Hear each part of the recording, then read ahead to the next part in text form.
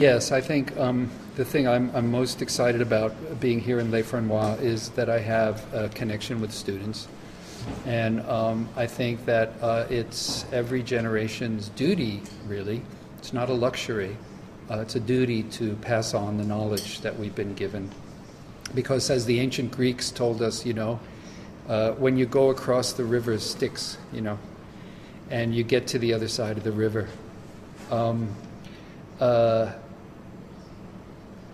you lose your memory.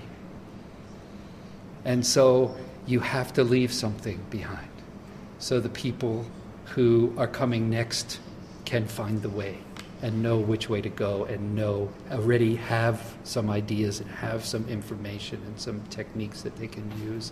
So each generation has to really be sure that they leave something behind before they cross what the Greeks called the river of forgetfulness, which is death. Material death. So I feel really very privileged to be here, to be able to interact with students and, of course, to present the work to the public.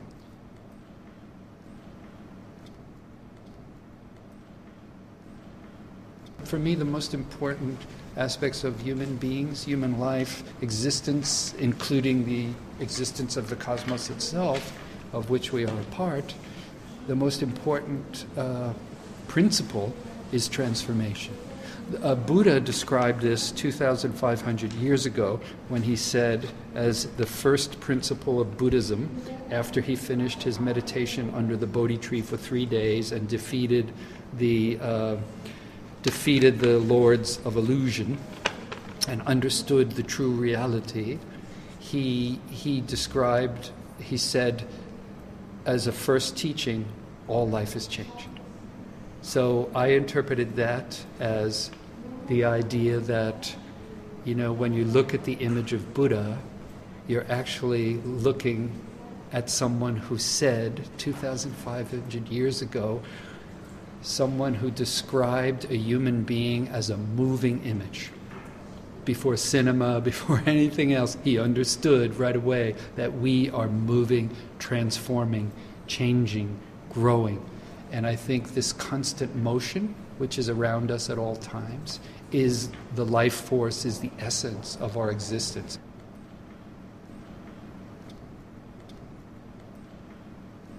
Yeah. I think the positive side of the Beat generation was the fact that these guys were breaking the rules. Human progress is based on two principles. One is tradition, which is the continuation of the past. But then there's the breaking of continuity, which has given us some of the most important revolutions in the history of the world.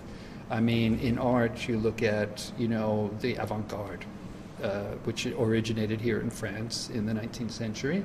And it was basically a group of guys who broke the rules, who did everything wrong the way the painting instructors told them to do. They just said, fuck you, I'm not doing it. And they did it their own way.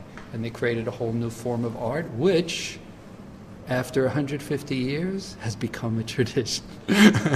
So the thing about tradition is it exists in a fragile, tenuous state at the beginning, and then it begins to settle in, and eventually it will solidify and become a tradition. And then it's what's required. And this exists in every culture. I've studied Japanese culture a lot, and there are the same kind of periods in Japanese culture. Every couple of 100 years, maximum, someone decides to break the rules.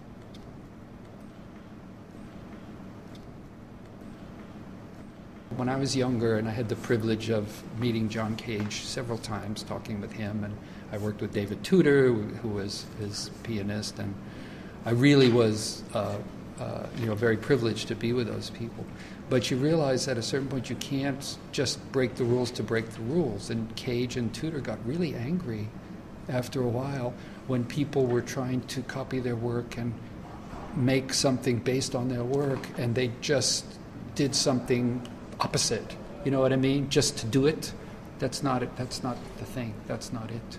That's so easy to do, to just break something, or like a child, throwing something down. Oh, it exists everywhere. A video is, for me, a kind of fairy tale. And the other thing that happened in Western culture since Descartes was the fairies and the elves and the golems and the creatures of the forest, which are really, what they really are our imagination. That's our imagination that was stolen from us, that was erased from our daily lives because of these idiots who decided that the intellect was more important than the heart. So they took away from us the angels and all these beings who are not theirs, they're in ourselves.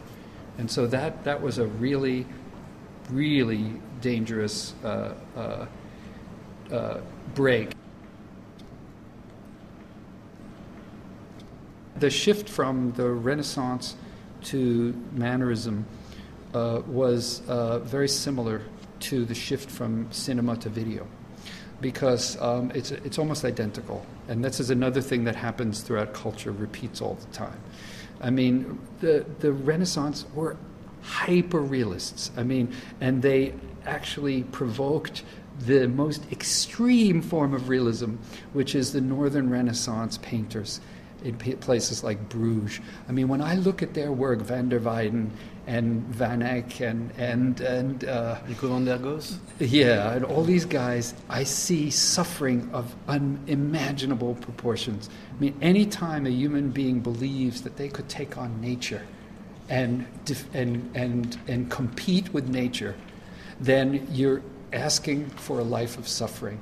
So if you're forced to paint the reflection on every pearl in the woman's necklace, when you've already painted every hair and the little hair on the beards, this is suffering beyond imagination. These people were working for the merchant class who don't see beyond their financial confidence, and they don't see mystery around them.